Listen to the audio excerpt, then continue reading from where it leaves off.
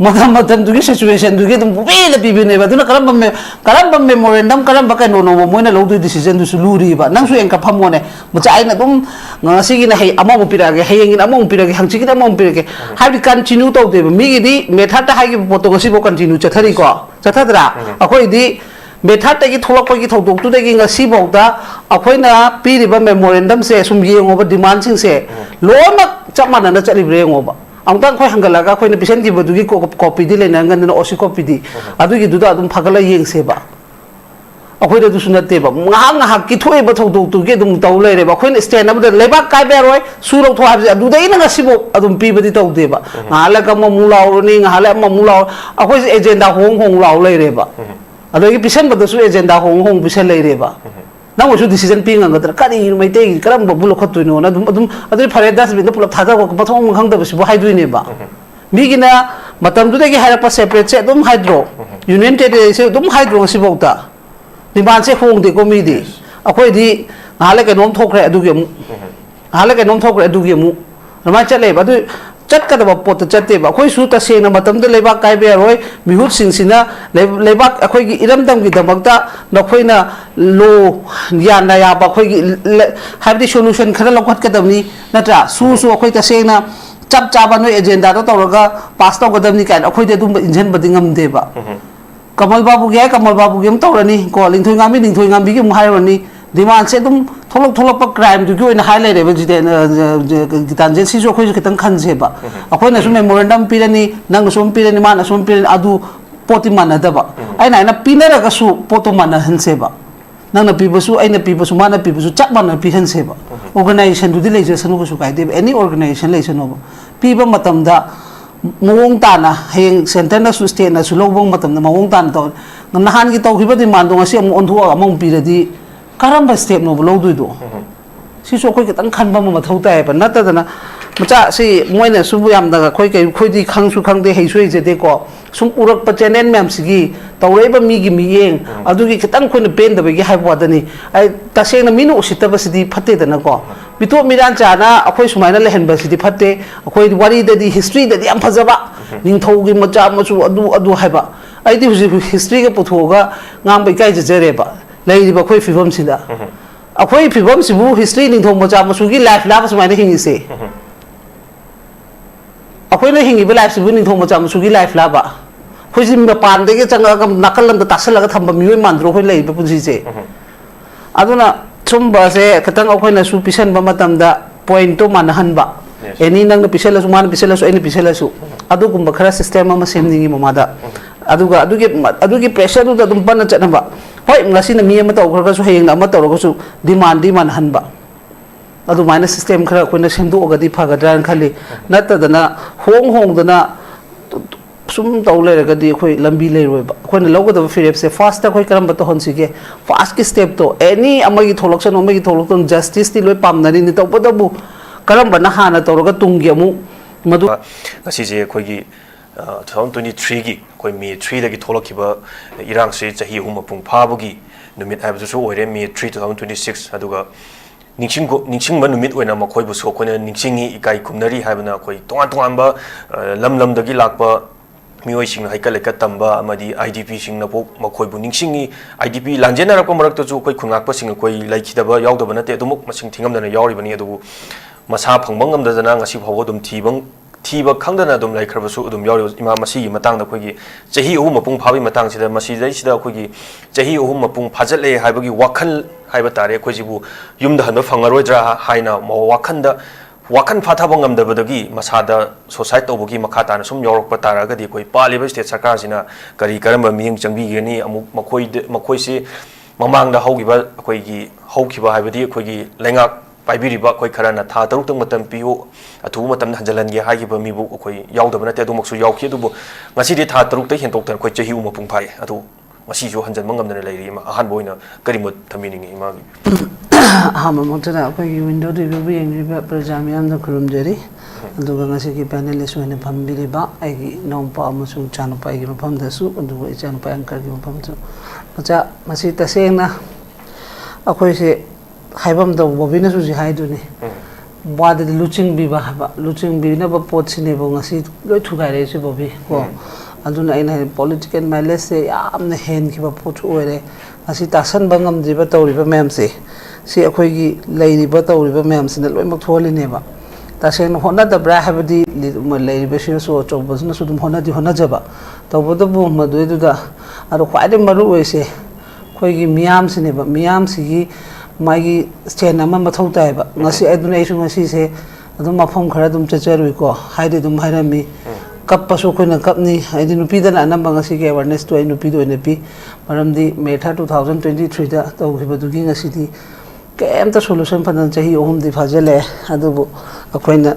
ꯀꯔꯤ ꯁꯨꯃꯥꯏꯅ ꯁꯨꯝ ꯃꯃꯥ ꯍꯥꯏꯕꯁꯤꯡꯁꯤꯅ ꯇꯣꯉꯥꯟ ꯇꯣꯉꯥꯟꯅ ꯁꯨꯝ ꯂꯩꯔꯒꯗꯤ ꯑꯩꯈꯣꯏꯁꯦ ꯀꯩꯝꯇ ꯇꯧꯕ ꯉꯝꯒꯗꯕ ꯃꯥꯟꯗꯦ ꯃꯆꯥꯒꯤꯗꯤ ꯃꯃꯥꯁꯤꯡꯅ ꯂꯝꯖꯤꯡꯕ ꯃꯇꯝꯗ ꯑꯗꯨꯝ ꯃꯆꯥ ꯏꯟꯅꯔꯛꯀꯅꯤ ꯇꯥꯁꯟꯕ ꯍꯥꯏꯁꯦ ꯃꯃꯥꯅ ꯇꯥꯁꯟꯗꯗꯤ ꯌꯥꯔꯣꯏꯗꯣꯏꯅꯤꯅꯀꯣ ꯑꯗꯨꯗꯨꯅ ꯁꯤ ꯌꯥꯝ ꯂꯨꯔꯤꯁꯦ ꯃꯣꯏꯒꯤ ꯂꯩꯔꯤꯕ ꯑꯩꯈꯣꯏꯒꯤ ꯃꯃꯥꯁꯤꯡꯁꯤꯒꯤ ꯑꯄꯨꯟꯕ ꯍꯥꯏꯕꯗꯤ ꯑꯍꯨꯝ ꯂꯩꯔꯤꯁꯤ ꯑꯃꯇꯪ ꯑꯣꯏꯔꯛꯄ ꯑꯗꯨꯝ ꯀꯥꯟꯗꯗꯤ ꯈꯔ ꯂꯩꯔꯤꯕ ꯃꯤꯍꯨꯠꯁꯨ ꯑꯣꯏꯔꯣ ꯑꯗꯨꯗꯒꯤ ꯂꯩꯔꯤꯕ ꯑꯩꯈꯣꯏꯒꯤ ꯑꯣꯔꯒꯅꯥꯏꯖꯦꯁꯟꯁꯨ ꯑꯣꯏꯔꯣ ꯅꯠꯇ꯭ꯔꯒ ꯑꯩꯈꯣꯏꯒꯤ ꯂꯩꯕꯥꯛ ꯅꯤꯡꯕꯕꯨ ꯑꯣꯏꯔꯣꯀꯣ ꯂꯣꯏꯅꯃꯛ ꯇꯥꯁꯟꯕ ꯉꯝꯃꯛꯀꯅꯦꯕ ꯑꯗꯣ ꯈ꯭ꯋꯥꯏ ꯂꯨꯔꯤꯁꯤ ꯃꯃꯥ ꯇꯥꯁꯟꯕ ꯋꯥꯔꯤꯁꯤꯅꯦꯕ ꯍꯥꯏꯕꯗꯤ ꯍꯧꯖꯤꯛ ꯃꯟꯇ꯭ꯔꯤ ꯃꯟꯗꯣꯟꯒꯤ ꯑꯗꯨꯝ ꯃꯃꯥ ꯂꯩꯔꯦ ꯀꯣ ꯑꯗꯩ ꯂꯩꯕꯥꯛ ꯅꯤꯡꯕꯒꯤ ꯃꯃꯥ ꯂꯩꯔꯦ ꯑꯗꯩ ꯑꯩꯈꯣꯏ ꯁꯨꯃꯥꯏꯅ ꯑꯗꯨꯝ ꯆꯣꯡꯖꯔꯒ ꯂꯩꯕꯁꯨ ꯂꯩꯔꯦ ꯑꯗꯨꯅ ꯃꯃꯥꯁꯦ ꯂꯣꯏ ꯇꯣꯈꯥꯏ ꯇꯥꯕꯅꯤꯅ ꯁꯤꯒꯤ ꯑꯄꯨꯟꯕ ꯑꯃꯈꯛꯇꯪ ꯋꯥꯟ ꯋꯦ ꯑꯣꯏꯔꯛꯄ ꯃꯇꯝꯗꯅꯦꯕ ꯉꯁꯤ ꯑꯩꯈꯣꯏ ꯂꯣꯏꯅꯃꯛ ꯊꯦꯡꯅꯕꯗ ꯑꯗꯨꯝ ꯃꯥꯏ ꯄꯥꯛꯀꯅꯦꯅ ꯈꯜꯂꯦ ꯃꯤꯍꯨꯠꯁꯨ ꯉꯥꯏꯔꯦ ꯃꯣꯏꯅ ꯃꯤꯍꯨꯠꯀꯤ ꯃꯃꯥꯅ ꯂꯩꯗꯣꯏ ꯁꯔꯨꯛꯄꯨꯗꯤ ꯃꯤꯍꯨꯠꯇꯨꯗ ꯃꯣꯏꯅ ꯊꯕꯛ ꯇꯧꯍꯟꯕꯒꯤ ꯑꯗꯣꯝꯂꯣꯝꯗ ꯄ꯭ꯔꯦꯁꯔ ꯄꯤꯍꯟꯕ ꯑꯗꯨꯒꯨꯝꯕꯒꯤ ꯄꯣꯠ ꯑꯃ ꯋꯥꯈꯜꯗ ꯆꯦꯟꯗꯗꯤ ꯌꯥꯔꯣꯏ ꯅꯠꯇꯗꯅ ꯑꯩꯒꯤ ꯏꯆꯥꯒꯤ ꯊꯕꯛ ꯍꯥꯞꯄꯤꯕꯅꯤ ꯑꯩꯒꯤ ꯏꯆꯥꯒꯤ ꯊꯕꯛ ꯍꯥꯞꯄꯤꯗꯣꯔꯤ ꯍꯥꯏꯕꯒꯤ ꯑꯗꯣꯝꯒꯤ ꯀꯣꯟꯁꯦꯞꯇ ꯆꯠꯂꯒꯗꯤ ꯑꯩꯈꯣꯏ ꯂꯣꯏ ꯃꯥꯡꯒꯅꯦꯕ ꯑꯗꯨꯅ ꯂꯩꯕꯥꯛꯁꯦ ꯀꯟꯒꯦ ꯍꯥꯏꯔꯒꯗꯤ ꯃꯃꯥꯏꯒꯤ ꯃꯈꯨꯠꯇ ꯇꯪꯈꯥꯏ ꯑꯃꯗꯤ ꯃꯃꯥꯏ ꯃꯈꯨꯠꯇ ꯂꯩꯌꯦꯕ ꯍꯧꯖꯤꯛꯁꯨ ꯑꯗꯨꯅ ꯃꯁꯤ ꯃꯌꯥꯝꯁꯦ ꯇꯧꯗ꯭ꯔꯒꯗꯤ ꯃꯆꯥ ꯑꯗꯨꯝ ꯍꯥꯏꯕ ꯋꯥꯗꯅꯤ ꯃꯥ ꯊꯣꯛꯄ ꯑꯗꯨꯝ ꯇꯧꯔ ꯂꯩ ꯉꯁꯤ ꯀꯞꯄꯦ ꯃꯃꯥꯅꯤ ꯅꯠꯇ꯭ꯔꯥ ꯍꯌꯦꯡ ꯃꯟꯇ꯭ꯔꯤ ꯑꯃꯒꯤ ꯀꯩꯅꯣꯝꯃ ꯇꯧꯔꯁꯨ ꯈꯨꯕꯥꯛ ꯈꯨꯔꯗꯣꯏꯁꯤꯁꯨ ꯃꯃꯥꯅꯤ ꯐꯩꯌꯦꯅ ꯑꯃꯨꯛ ꯑꯗꯨꯅ ꯁꯨꯝꯕ ꯃꯌꯥꯝꯁꯦ ꯁꯨꯝ ꯇꯧꯅꯔꯤꯉꯩꯗꯤ ꯑꯩꯅ ꯍꯥꯏꯅ ꯃꯣꯏ ꯈꯨꯕꯥꯛ ꯈꯨꯖꯧ ꯇꯧꯖꯧ ꯀꯩꯁꯨ ꯀꯥꯏꯗꯦ ꯑꯗꯨꯕꯨ ꯃꯊꯧꯗꯥꯡ ꯇꯧꯍꯟꯗꯕꯁꯤꯅꯅꯦꯕ ꯃꯣꯏꯁꯨ ꯅꯥꯎ ꯆꯥꯎꯔꯦꯕ ꯁꯦꯟꯇꯔꯒꯤꯗꯤ ꯑꯗꯨꯝ ꯑꯩꯅ ꯍꯥꯏꯗꯣꯏꯅꯤ ꯗꯥꯏꯔꯦꯛꯇꯔꯗꯤ ꯐꯝꯕꯅꯤꯅ ꯁꯣꯟꯒꯤ ꯍꯦꯔꯣꯁꯤꯡꯁꯤꯅꯦꯕ ꯃꯊꯧ ꯇꯥꯔꯤꯁꯦ ꯑꯗꯨꯅ ꯁꯣꯟꯒꯤ ꯍꯦꯔꯣꯁꯤꯡꯁꯤꯅ ꯂꯣꯏꯅꯃꯛ ꯁꯥꯟꯅꯔꯒ ꯂꯣꯏ ꯂꯩꯔꯕꯅꯤꯅꯀꯣ ꯑꯗꯨꯗꯨꯅ ꯑꯩꯈꯣꯏꯁꯤ ꯌꯥꯝꯅ ꯂꯨꯕ ꯀꯟꯗꯤꯁꯟꯅꯤ ꯑꯗꯒꯤ ꯔꯤꯂꯤꯐ ꯀꯦꯝꯞꯁꯨ ꯂꯩꯔꯤꯕꯁꯤꯡꯁꯤꯁꯨ ꯍꯥꯏꯕ ꯋꯥꯗꯅꯤ ꯃꯣꯏꯗꯁꯨ ꯁꯨꯝ ꯍꯥꯏꯕ ꯁꯄꯣꯁ ꯌꯦꯡꯉꯣꯕ ꯑꯩꯈꯣꯏꯁꯨ ꯉꯥꯏꯔꯦ ꯃꯄꯥꯟ ꯂꯝ ꯑꯃꯗ ꯆꯠꯄ ꯃꯇꯝꯗ ꯊꯥ ꯑꯃ ꯑꯅꯤꯗꯗꯤ ꯌꯨꯝ ꯍꯟꯅꯤꯡꯕ ꯄꯣꯛꯂꯛꯑꯦ ꯆꯍꯤ ꯐꯥꯖꯤꯜꯂꯒꯗꯤ ꯃꯥꯒꯤ ꯑꯦꯠꯃꯣꯁꯐꯤꯌꯔ ꯍꯥꯏꯕꯗꯤ ꯁꯨꯝ ꯆꯨꯁꯟꯅꯔꯛꯑꯗꯤ ꯀꯔꯤꯕꯨ ꯇꯧꯗꯣꯏꯅꯣꯗ ꯍꯥꯏꯕ ꯋꯥꯈꯜ ꯑꯃꯁꯨ ꯆꯦꯟꯖꯦꯁ ꯃꯥꯏꯟꯗꯣ ꯑꯗꯨꯝ ꯍꯟꯊꯔꯛꯇꯣꯏꯅꯦꯕ ꯑꯗꯨꯗꯨꯅ ꯃꯥꯡꯖꯗꯣꯏꯗꯤ ꯑꯩꯈꯣꯏ ꯍꯌꯦꯡ ꯂꯣꯏ ꯃꯥꯡꯗꯣꯏꯅꯦ ꯁꯤ ꯇꯧꯍꯜꯂꯤꯅꯦꯕ ꯇꯁꯦꯡꯅ ꯁꯔꯀꯥꯔꯒꯤꯗꯤ ꯁꯦꯟꯇꯔ ꯑꯃꯁꯨꯡ ꯁ꯭ꯇꯦꯠꯀꯤꯗꯤ ꯃꯁꯤ ꯊꯑꯣꯏꯒꯤ ꯇꯧꯍꯜꯂꯤꯅꯦꯕ ꯁꯤꯒꯤ ꯆꯍꯤ ꯀꯨꯏꯍꯜꯂꯤꯁꯤ ꯑꯇꯩꯒꯤ ꯅꯠꯇꯦꯕ ꯍꯥꯏꯔꯤꯕ ꯄꯣꯠꯇꯨꯗ ꯑꯗꯨꯃꯥꯏꯅ ꯋꯥꯈꯜ ꯈꯟꯊꯔꯛꯄ ꯉꯁꯤ ꯑꯩ ꯅꯝꯕꯣꯜꯗ ꯇꯧꯕꯗ ꯃꯣꯏ ꯈꯔ ꯑꯗꯨꯝ ꯍꯥꯏꯅꯩꯕ ꯂꯝ ꯂꯧꯔꯒ ꯈꯣꯠꯂ ꯂꯩꯕ ꯈꯣꯠꯄ ꯃꯌꯥꯝ ꯑꯃꯁꯨ ꯌꯥꯎꯔꯦꯅ ꯔꯤꯂꯤꯐ ꯀꯦꯝꯞꯇ ꯂꯩꯕꯁꯤꯡꯗꯣ ꯑꯗꯨꯗꯨꯅ ꯁꯨꯝꯕꯒꯤ ꯋꯥꯈꯜꯁꯦ ꯊꯑꯣꯏꯒꯤ ꯂꯥꯛꯍꯜꯂꯤꯅꯦꯕ ꯁꯤꯅꯦꯕ ꯇꯧꯗꯣꯏꯁꯦ ꯁꯦꯟꯇꯔꯒꯤꯗꯤ ꯑꯩꯅ ꯍꯥꯏꯁꯤꯅꯤ ꯃꯥꯒꯤꯗꯤ ꯄ꯭ꯂꯥꯟꯁꯦ ꯂꯣꯏꯅꯃꯛ ꯃꯥꯏ ꯄꯥꯛꯇꯣꯏꯅꯦꯕ ꯑꯩꯈꯣꯏꯒꯤ ꯁ꯭ꯇꯦꯠꯇ ꯂꯩꯔꯤꯕ ꯃꯤꯍꯨꯠꯁꯤꯡꯁꯤꯅ ꯃꯊꯧ ꯃꯁꯛ ꯈꯪꯗ꯭ꯔꯤꯉꯩꯗꯤ ꯃꯆꯥ ꯑꯩꯈꯣꯏ ꯀꯩꯗꯧꯅꯨꯡꯗꯁꯨ ꯀꯩꯝꯇ ꯎꯄꯥꯏꯁꯨ ꯂꯩꯔꯣꯏ ꯃꯣꯏꯒꯤ ꯃꯈꯨꯠꯇ ꯂꯣꯏ ꯂꯩ ꯑꯩꯈꯣꯏꯅ ꯉꯁꯤ ꯐꯅ ꯁꯦꯟꯇꯔꯗ ꯍꯥꯏꯔꯁꯨ ꯑꯩꯈꯣꯏꯒꯤ ꯁ꯭ꯇꯦꯠ ꯃꯣꯏꯅ ꯂꯩꯔꯤꯕ ꯃꯤꯍꯨꯠꯁꯤꯡꯁꯤꯅ ꯃꯣꯏꯒꯤꯗꯃꯛ ꯂꯦꯞꯄꯅꯤꯅ ꯑꯩꯈꯣꯏꯅ ꯐꯅ ꯂꯥꯎꯕ ꯈꯣꯡꯕ ꯋꯥꯅꯤ ꯀꯩꯁꯨ ꯎꯄꯥꯏ ꯂꯩꯔꯣꯏꯕ ꯍꯥꯟꯅꯒꯤ ꯊꯥꯏꯅꯒꯤ ꯃꯇꯝꯗꯨ ꯅꯠꯇꯦꯕ ꯊꯥꯏꯅꯒꯤ ꯃꯇꯝꯗꯨꯗ ꯄꯥꯟꯈꯤꯕ ꯃꯤꯍꯨꯠꯁꯤꯡꯗꯨꯗꯤ ꯇꯁꯦꯡꯅ ꯏꯔꯩꯕꯥꯛ ꯏꯔꯝꯗꯝꯒꯤ ꯈꯜꯂꯒ ꯁ꯭ꯇꯦꯟ ꯑꯃꯗꯤ ꯑꯗꯨꯝ ꯂꯧꯋꯤꯗꯅ ꯑꯗꯨꯒꯤ ꯄꯣꯠꯇꯣ ꯍꯟꯗꯛꯀꯤꯁꯤꯗꯤ ꯑꯁꯨꯛ ꯃꯤ ꯕꯣꯝ ꯄꯣꯈꯥꯏꯗꯅ ꯉꯁꯤꯃꯛꯇꯁꯨ ꯏꯌꯥꯔꯄꯣꯔꯠꯀꯤ ꯀꯩꯅꯣꯗ ꯕꯣꯝ ꯇꯧꯋꯦꯅ ꯇꯧꯅꯔꯤꯗꯨꯅꯤ ꯑꯗꯣ ꯑꯁꯨꯛ ꯌꯥꯝꯅ ꯁꯤꯔꯕ ꯇꯧꯔꯕꯁꯤꯐꯥꯎꯗ ꯍꯥꯏꯕ ꯅꯣꯏ ꯏꯅꯐ ꯍꯥꯏꯕ ꯉꯝꯗ꯭ꯔꯤꯁꯤꯅꯦꯕ ꯁꯤꯅꯦꯕ ꯌꯥꯝ ꯂꯨꯔꯤꯁꯦ ꯑꯗꯨꯅ ꯁꯤꯒꯤ ꯇꯤꯝꯁꯤꯒꯤ ꯒ꯭ꯌꯥꯟꯁꯦ ꯇꯥꯔꯛꯇ꯭ꯔꯤꯉꯩꯗꯤ ꯑꯩꯈꯣꯏꯗꯤ ꯁꯨꯃꯥꯏꯅ ꯁꯨꯝ ꯂꯩꯅꯦꯕ ꯑꯗꯨꯒ ꯃꯥꯒꯤꯗꯤ ꯇꯁꯦꯡꯅ ꯁꯦꯟꯇꯔꯒꯤꯗꯤ ꯃꯥꯅ ꯍꯥꯟꯅꯗꯒꯤ ꯄ꯭ꯔꯤ ꯄ꯭ꯂꯥꯟ ꯇꯧꯔꯒ ꯍꯥꯏꯔꯤꯕ ꯍꯧꯖꯤꯛꯀꯤ ꯀꯥꯡꯕꯨꯁꯤꯒ ꯑꯗꯨꯝ ꯃꯥꯟꯅꯔꯒ ꯁꯤꯁꯇꯦꯝꯗꯣ ꯃꯣꯏ ꯇꯣꯂꯣꯞ ꯄꯤꯔ ꯊꯝꯒꯠꯂꯛꯏꯕꯅꯤꯗꯅ ꯁꯨ ꯍꯥꯏꯔꯒ ꯁꯨꯗꯣ ꯍꯧꯖꯤꯛ ꯑꯩꯈꯣꯏꯅ ꯍꯥꯏꯗꯨꯅꯤ ꯁꯨꯁꯦ ꯑꯃꯨꯛꯇꯪ ꯃꯥꯏ ꯆꯦꯛꯀꯤꯡ ꯃꯊꯧ ꯇꯥꯏꯌꯦꯕ ꯋꯥꯗꯗꯤ ꯁꯨ ꯍꯥꯏꯕ ꯁꯨꯁꯤꯗ ꯂꯩꯔꯤꯕ ꯃꯤꯁꯦ ꯊꯣꯏꯗꯣꯛꯅ ꯃꯇꯝꯗꯨꯒꯤ ꯍꯥꯏꯔꯨꯔꯗꯤ ꯀꯩꯁꯨ ꯌꯥꯝꯃꯝꯗꯣꯏ ꯃꯥꯟꯗ꯭ꯔꯦꯕ ꯕꯣꯕꯤꯀꯣ ꯑꯗꯨꯗꯒꯤ ꯉꯁꯤ ꯄꯥꯏꯔꯛꯏꯕ ꯃꯥꯒꯤ ꯀꯩꯅꯣ ꯃꯌꯥꯝꯁꯤ ꯃꯣꯏꯅ ꯁꯤꯖꯤꯟꯅꯔꯤꯕ ꯈꯨꯠꯂꯥꯏ ꯒꯟ ꯃꯌꯥꯝꯁꯤꯁꯨ ꯍꯥꯟꯅꯒꯤ ꯃꯇꯝꯗꯨꯗ ꯊꯝꯈꯤꯕꯗꯨꯒ ꯗꯤꯐ꯭ꯔꯦꯟꯁꯇꯤ ꯑꯗꯨꯝ ꯑꯣꯏꯔꯝꯒꯅꯦꯕ ꯑꯗꯨꯅ ꯑꯩꯈꯣꯏꯒꯤ ꯃꯤꯅ ꯌꯥꯗ꯭ꯔꯤꯉꯩ ꯁꯨꯡꯌꯥ ꯌꯥꯔꯣꯏꯗ ꯑꯩꯈꯣꯏ ꯃꯤꯁꯤꯗ ꯀꯣꯟꯁꯤꯟꯕ ꯈꯔ ꯂꯩꯕꯁꯦ ꯃꯁꯤ ꯊꯥꯗꯣꯛꯍꯟꯕ ꯃꯊꯧ ꯇꯥꯏ ꯅꯠꯇ꯭ꯔꯒꯗꯤ ꯑꯩꯈꯣꯏꯅ ꯐꯅ ꯍꯧꯔꯁꯨ ꯑꯃꯅ ꯍꯧꯔꯁꯨ ꯁꯨꯃꯥꯏꯅ ꯑꯗꯨꯝ ꯑꯩꯈꯣꯏꯒꯤ ꯔꯤꯖꯟ ꯐꯪꯗꯅ ꯑꯗꯨꯝ ꯀꯥꯏꯕꯁꯦ ꯑꯗꯨꯝ ꯀꯥꯏꯅꯦꯕ ꯍꯟꯗꯛꯃꯛꯇꯁꯨ ꯌꯦꯡꯉꯨ ꯀꯣꯀꯣꯃꯤꯟ ꯑꯗꯨ ꯋꯥꯅ ꯁꯤꯖꯤꯟꯅꯔꯦ ꯑꯗꯒꯤ ꯇꯣꯡꯂꯥꯎꯕꯤꯒꯤ ꯃꯇꯥꯡꯗꯣ ꯑꯗꯨꯝ ꯇꯧꯅꯔꯤꯗꯨꯅꯤꯗꯅ ꯑꯗꯨꯝ ꯂꯩꯅꯦꯕꯁꯦ aduna koi praja miyam na koi na lei ba kari condition da lei ba no ha ba gi gyan ta ding ge di koi option lei te koi do si option le han ge ta ri praja miyam gan ta ba koi masim funari ge no ja am luri ba koi masim funari ni on na koi masim launari koi masim funari mi mang do lu thui ne ba aduna maram mo ga mcha sigi sugum ba wakhal lai ring ge di koina lengak ta su kanna lauro ga su kem ta moina neglect chane ba maram di moi bu backing to bina lai bani na e noina haiding bade haijo ai gi kendra na yari do haidi mai kendra na boto phang doi mai kendra na yari koina lauro khong du da ka hoi de na aduni moi concept moi wakhal da lai se adu lurakte ba ai kendra na yari ai praja lai ri ai wakhal lai ri ai gi imasin lai ri dune moi lai ri style se aduna si ma'am सिना वखल खरा मोय मचा मसु दुबु लेबा के खलुरो केंदा थादो हाइबेगी अदुगु ममोयदा हाइबिद्रगदी अदुम लाइनि सिदि पाइ लाइरोय बखोन फना हाय सुजि अतोपा फुरुप अमदा होजले सिनि नसि जुना हाना मेटर दुम खतम दव या बस तौदि सिनि दना अनु मिगिदि हाना दगी मणिपुर से कनो तो हनगेन खल लाइबा प्लान निना अदुम माइ पाखिने बा अखोन सुमानि यूनिटी ओइदरगदी अदु यूनिटी ना कोई प्रजा खा ओइ बसु यारो मिहुत सु दरका ओइबा अदु कि कोइ लेबा नि बसु दरका ओइबा अखोइ ओहुम सिना मथौ लोइ तायबा अखोइ ओहुम सिना मानर कांदनेबा कोइ इरमदम कन बंगम दोसे कोइ ओहुम सिना नंपांग ता लेगदी कराइदे इरमदम कनबा कराइदे कोइ फुरुप मदम मुत्ताब नि केनो कोइ मुलन जतुइनेबा कइनोदि अखोइ ngasi बाउदा मैम से असेंबली द चंगु हाबसे कनामतना हाइद्री नत्रा हाउस द बुजी यमु ममांग द पार्लियामेंट की कोई हंदक की तौखिबा मोई पार्लियामेंट सेक्शन फंबदुदा स्पेशल सेक्शन अमा नुमि हुमनि चोंधै को अखोइ दि हुजि हुजि मोई बजेट की फंग्रे नुमि तरे नि दगे नोमा अदु मतंग दसु लेबा के सु प्रॉब्लम की वरी याउदबनी खाली मोई की कनोगी अदु होय मोई की कई कार्ड अमा कनोगी हेल्थ कार्ड हाबरा अदु मोई की खरा याउना की को अदु आईडीपी की सु याम कन्ना इफेक्ट होइना तबम थोपनि पीआर मतम दा हायरगा काय ओपोजिशन सु केम दा हाइब लेते हुजि पीआर की मतम दा हाइ की मार्च अदु हुजि अप्रैल लोरेओ येंगो बसे मेला आबनेबा अदुना सुमाय सुम साना लेनिदा दुमन दुम साना मोदा खोइ मी फट्री दा खोइ मी हुचिंगसे मथम मोय सेंदी मसा मसा की द खल्लेबा अदु ngango ba khoi da no onjela da buji media ba ta yong hapa ya ba ya da kai oda ga those le se one khoi ne ya ba dre gi na han mok ta su hai du ne khoi gi leadership sorry leadership na hai du ni mi gi di candle thalaga nungdang no moduma protest to e khoi di irang tong ba paisa ta ning ba dolom da ko on biri du ne ba aduna adugum ba mabuk chen da leader le ga kana kaino to ngam do na duna masi wayam na sunganing dare nganing ba su pok tare ngasi di ta seng na sunu ai ngasi di pharam imasin pharam sauram bane akhoi na sumai to ro sumai na sum lei du habra wakhal khan ma matam yore mihun to putho ga phamalo habne lei kat pato mo yo holo habne di yo han bam thoe ba maram di si amuka kam ba kaya amuk sum bo wali ge hangadam ne moida ngasi yang khoi di photo am do uru bada lei du kalu bada dum thawai du ngai te ba aduna Madhu ma'am दो इमा सिंधुना मोय दु हुजिति मिहुत माइ केंद्र दा हंग बगी worry सन बई मथो हम तारे नो सेंटर या न चत के हैब्रा अखोय मणिपुर प्रजा मैम से कन के हैब्रा हैबगी चप चाना खोय या लेरि बे 40 से 49 से अदो मोय तरह न तरह ले जे मी तरह की हुजि सेंदु दु दो डिप्यूटी सीएम दो माइ कनो दो ऑफिस तो आदा हांगने हाइग्रे नद्रा कना के हाइngami अदु चना बे अब पोलाबा वाद दे लीडर न सोंद पी से प्रथम मोय सिंग द मी दु की सपोर्ट लोय लेग्रे लीडर सिंग दुना अखोय सोंद अचंबगी द मक्ता लॉकजो खोंजबदा अदुरेगी ngasi मक्ता यंगो नहान की टेक्नोपल की तौरिबा थौदो तो यंगो क्याम खनै ने मोय पुलिस स्टेशन थोमजन बददी कना गुमम तने टियर गा काप्स दे कना गुम की स्टेट फोर्स बो रो सेंट्रल फोर्स बो केम तौदे नत्रा अखोय की सेई द अचंबगी द मक्ता जस्टिस की द मक्ता लावबददी मखो मखो लोय मकाय तौरि म्याम दुने अदुना सिगी लेरिबा कइगिनो हदि अदुगी लीडर सुसु मोयांगनी नॉन मणिपुरी नि नत्रा राजीव मान हेक फमक पदे ngasi बाउ त करी सोल्यूशन पोरा गेने मा ग्राउंड दे केम चलगे ने हा अदो ऑर्डर अनि सु डिफेंस तो मोय द गाड़ी थरो थरो ओमबदी केम तौदे अखोय स्वाय द खरे लाउ खोंजबदुदी अचुम बेद मगद नो सिन कनो तो बियु हाइबददी अखोय कापिने बा वे दो ता आगा एसोन द जलुसी तो हाइया बदो हाइरो ग हेत गुलेन कापे हेत हाइजन ब गुलेन मोयना कापसु वीडियो दो उरि दुनी कांसी मोयना खिंग ब खोय वीडियो दो उरि दुनी अदुना याम ना खोय याद दा तौरि बदु उसिलंदबनिदा अखोयगी मिहुना उसिलंदबनि मोय उसिलक्तबदेगी प्रजा खोयदा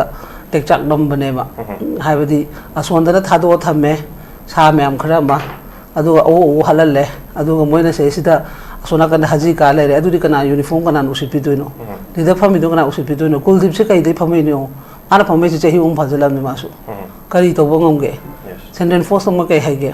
ngasi nahan makta tawbudo moigi violence ama la di kamaina control tawgadagi do adu tawdagi heta thok am kap thoga nga hum leitre hairo ga moina sumai haibi snoina du no adu ko thangana khangadam natro akoina di huji CRP mathak to FIR pan mangamde moina di khoida pangkhale adu ga maina dhaplang akoi gi leader sing duna madu myam do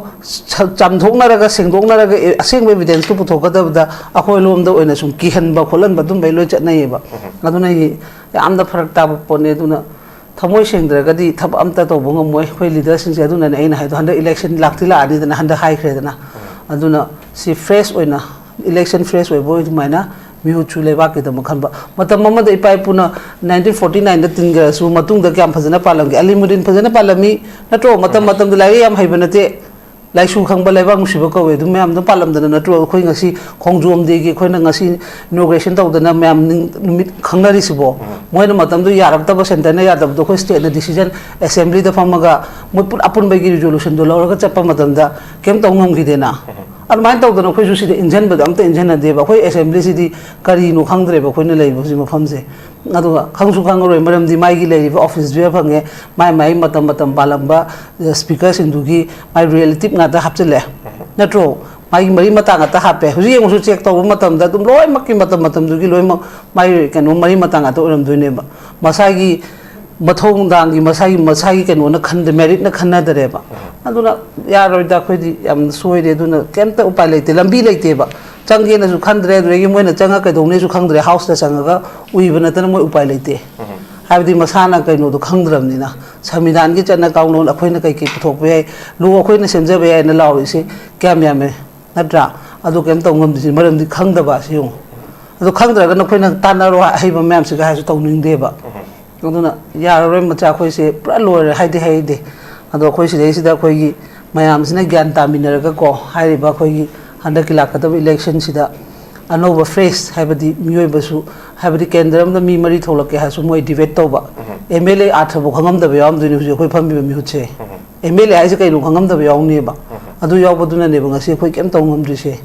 difang ora lei se aduna adu gumba khangba house ta nga changa nang na thok kai do no khangba adu maina khara khoi se habadi debate ki type ta ko khara ngangna ba sakna ba dum ma thau ta ba aduna tari su ya roi aduni pai puna di phajana thengna me marak khare yo adu khoi di party suicide state phai khande mitop ki na phai yang khalle ba khoi chai su mangare lai tam ma pa na bu tam muradi lore moi aduna af ka bra su ka de down chapra su mai ai da hai le hai se khoi manipur da lai ba kan mem se aduna sum ba mem se le ga khoi taseng nei pai pugi lichet tu da chalaga le ma gadi sumaina sum to ro ba adregi hi fi gi mathak yo ga di sumaina sum to ba khoi si di ke hani lairik te her lai su yo ba nga ta na pulap lai ra bani na aduna ne wari se adu masi semdok pa ma thau tai anau banda adu semdok pa ngam doi se kana no praja na ni adu praja su khangde praja gi bafam si su khoi su haibo khangdre ba khoi su haiman na su ware aseng mai kini adu taroin ta dra ga di dum hen hen mang ta bani hoje khoi mai ke meri chat pe abanate moina phana haira su chalandi natro khujo kharana swaida thatpa sibu kyam sang ba pot no ba asibokta keno to control to ga mi chalan bangam da ba habse pura loram natro khoi se sai sa khoi praja la khangja draga di kana tai no ru ne khoi aduna majasi munna taminna ra khanna minna ra ko sidi adu ada haiba leite afa bu to ra ga di aidi any organization afa ba to budi mathau tai leibak ning bane haraga leibak ki di malalaga adu gumba natta ba to bu su phate ko tongana egi sentan ge haragana sentan ba tasena leba ki tawge an tawba sumaina charak chahing na lei basil oi lei re ba aduna maram oiraga masi myam se khoina khanda minaraga okhoi organization to khoina su khanda ba khoina tawi se ai sai kana beina te ko leba ki damni ko hai ba su khanba praja na su khanba adu maina khoi manaminaraga di tasena mi hutsing se adum khoina kanu khara kanu to bangam ne ba moida aduna te su ngam maro ma ja lambi le se lagtre ba khoi se aduna lambi se nungdi nungai tinga sinambi se taseng na nungai tinga sigi yo yang khraba myam do yong kasu ado ina khum macha de amte yawbuna de mantri mandongi macha de amte yawbuna de yo jiri gi to hiba to do loi manga se mung jang am na ko ado ni na hai do hayeng mu ko ko ado ne khoi ko bu su thui nungai bu su thui nungai to bu su thui ba khoi de ado na su ne ba minung si su thui mathong mang khang da nung si ba su hei mathong mang khang da nungai ba su hei mathong mang khang da wa ba su hei ohum je dum chat le ba aduna sumai sum le ngai de khoi dum baja tam tro nungai se hara su mafam matam matang chana natra nusi se hai su mafam matam yi khanga kan nusi ga daba khoi di puto da taw le re ba ngahang hak ki da ngahang hak char pana ne khoi ngasi si phibam jo re se aduna khoi ni mito miran cha khandok pa ha ba mito miran cha do kana na thajeli no matam matam pali ba sarkar du na tro matam du da lan gi chelak po ra ga su masai gi rule and regulation da pazana mai lai ba mi do sini asukni mapalam de chang pa se suni changwa changwe lising jange pazana mai gi kano do sema maga systematic naina document file to ga thamma maga di hayeng lor kan agreement in ra chala la lore na adu mo no le lok sele board ki da ma e party ki da ma na adu ga ngasi no mito miran cha na cha do re ma hai kana na no khoina na tro du su hausi no mito miran ja tan thok se ne ba lok selu bo so koi gi tim mem sina ni ge no atopana na te modi na nang chango chango hai ba na te ba ami sana chango chango hai te matam du ki pali ba sarkar du center da pali du hai ba na te ba ai gi state tu na ngakcha ga da mai gi photo ko mai samida nu ngak ta ba de gi na tra bang si sure mem se ado huji su hai na bani su du congress na pujale hare huji bjp du wai sana makha chan thane adu di loi yari ke no kana da no phone sau du se adu no hunna ra kanu yening de ba moi gi adu ada do hai ra kanu ba yadra ga di baklong no thona ko state gi tu na ham gi tari du su taksan ban ta ban ayun de che yaw bani yeng ado ko state na yaw jadre hai de ba moi assembly lo gi du su taksan ba hai bane ba moi apun ba gi resolution do aduna smaine am soi ba lei da aduna yaroi da khoi di wari da di khoi praja da na gumra to ba hai ba di confused to han bai wane ba aduna masi myam se loi sem do pa ma tho no ba has the phrase ai loi mak ta phrase da ka le hai se differences myam ma tholo ta yaroi ba Kacharima, I ani shubda ai ma da mulak chake ai du hojik pa level ngak se amaga amadi koi unity oida ba haiba tare unity oida ba haiba min sa koi public na demand ama tangani sarkar da adubu public na mu wakhan je mot je manarakta ba amadi wakhan manarakta bu dagi tongan ba conflict chanarak ba amadi tongan ba loop ching lei ba singchina so koi gi ima yamak ba punjan ba election gi ima amadi tongan ba gi ima mayam tholok ba ji da conclusion porok pose ju phongam dana su leiri amadi khana bana su yamakwi khanari si ju atopa kangu ko nati koi I masen khana bani I masen khana base atopa proof na ubu da su mase lemjaninga ju oi bu nati koi hena koi gi mai chop ningai ni maram de koi je adugi batik unity oi de ha do hojik koi oja bobi ju koi thambiram ma kuki sing si di yam ningai kan mi ni ma koi na phang de manje ma koi tale ha du koi di Sima tau jaya matam da chap mana da ba lingjen mana da ba se leiri masi lingjen mana dri je koi public na mana handri bra natraga koi lengak pai ba jingjina koi public sing na sanari bra amadi irang si sumana sum tawroga leiraga di koi ngasi chahi hu mapung phare haibe wani mathang chahi gi so dum for chahi mari phare haiba gi su matam se dum yorokani aduga si khriba athoba singi mafam na heka leka tamak bagi amu tholakani adu dong ningsing nani sumana sum tawroga leiraga di mayu mai chaga lanjena duna laiba singse dum jaga pick khaba kam da makoi gi IDP singi pire haiduna su leiriba jingse mafam chaba nate makoi gi secret haiba su leitrabani imam se kamane thambiningi imaging masing yamak resolution taba ngamak taba taliba demand se phangnaba hona minabai mahuta tongan ba ai gi haiba su la ko mase atu puruk khanaru bu nate akoi masen khanabani amadi masina conclusion taba ngamdra kan dadi atu pakang nu phurum na ugi ba matam da su makoi se atu gi matik unity oidi haiba su mase nongna da bu nate imase kamane thambiningi jadu nei na hase khoi ta seng na khoi na leiri ba phibam se khoi se tha seng na mai ke mari loi muk chat pe da na khoi yingo na mai na ha du yingo lam da khoi pulap thamaga la khoi chaning ba matam da ko ta seng na f moirang line de gi cha si tenopol de ja pale lom de gi cha si na traga kongtu na traga seng mai na tras mai na khallaga to go da matam ne ma adu matam si da khoi ha ba da ni thoi ba thok dok sing se adum khoi tap na dum wai sana be ko hoi miwe bes loi mak chumo hai bati leite khoi da su dum awat pa asoi ba dum lengani ado loi mak to phamin na raga sini haina ga do pota na ta bi da khoi di akal athau se am na su saba me am ma thok pa ko aduna heta thomje lag aduna ina adu gi tane ina han noi gi sik chenen de hai bane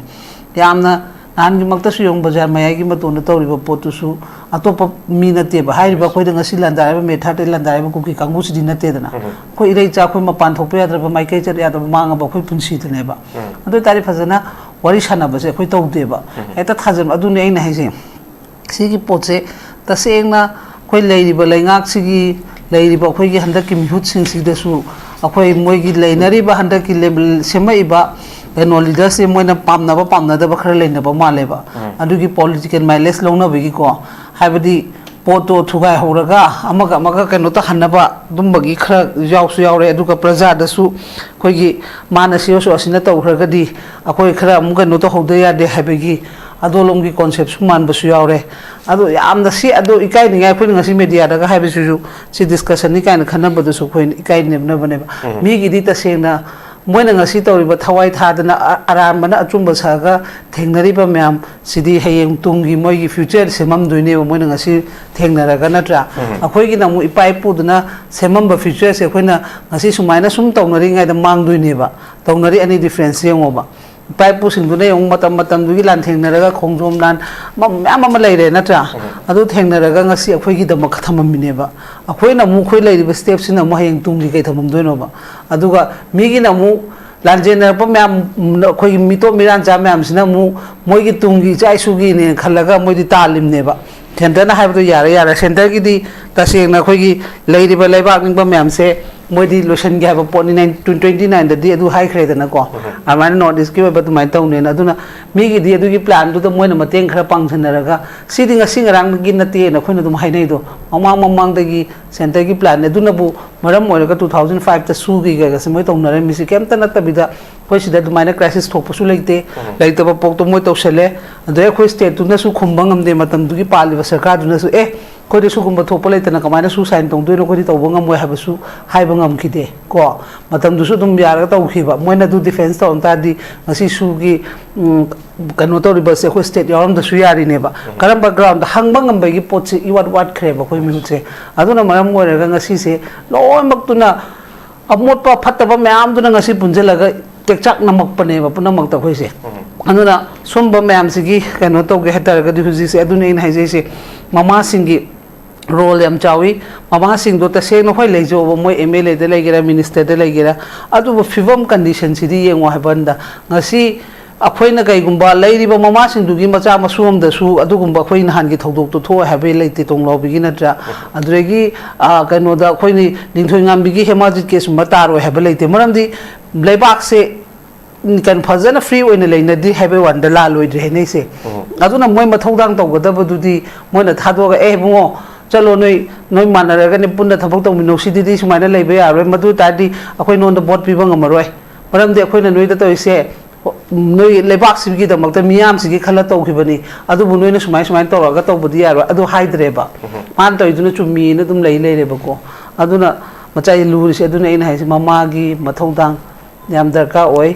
mama aduna mathodang do phajana lodra ga di lebak si ta se na dum ai pakhachu pakhale nungsu nungai tinga sidi ta sena wasu thoina ngangning dare di asai uruba myam do ko kenta pok ta ngai ba cha le khoi gi sangsa kari no khang do ba myam su yaw re dana ko anu le gi yong jiri de to bi ba nga hum do yong ahan sing du budi haina sangsa kari no khanga ba ni na adu bok to khoi nungai tu ne ba adu na ta ba ngang pikra ba myam do yong asi nahan gi du ga yong manga sure nahan gi khoi gi kai no da ta ka no gi khoi akam pat ki lei khiba relief ken de lei khidaba angang du su mayum da le magadi macha du tho he ba natra mana asiste lei ru badai kana no khang da badai ne maning da ma hat pa inna bu ma ke su khang jadri ne ba angang du chongo chale aduna pot kudi ma se ta se na moi su hari ba mi hu ching su moi da phangwa ha ba di leite tap kani shor gi soi de na waye na ma di la kan aduna moi si dei sida sumaina sum tawra ga moi ni yeng lai ne na ngamagadi yang generation was ne khalis moi sum cha ma su de pong ani na natra madu da dum tek chak punam to hijel lo sine ide so do ni kai no di lambi se select tre ba khoi se paja phange khoi myam se manaw si ha ba su ngamdre amana ma thokpa dre gi khoi gi leiri ba organization na chobo gi su aina hije ba di moi kai no do chatmina ba ya dra ga su demand du bok to demand no ba natra demand du bok ti punna manara thamba kai do ge ba akhoi de du su thamde amana ama haini praja na dugi matung adum indoi ye na haibe su mulauni oina haibe su mulauni anai maning na haibe su launi dumai sum to leire ba and at least gitanjen mama haisi demand seba atopa section moi mana ba ya de hado is okay ya re ba taw ka ba demand du bauti agenda du mana ba di kai ge sinida iram da mi re bakini na aduna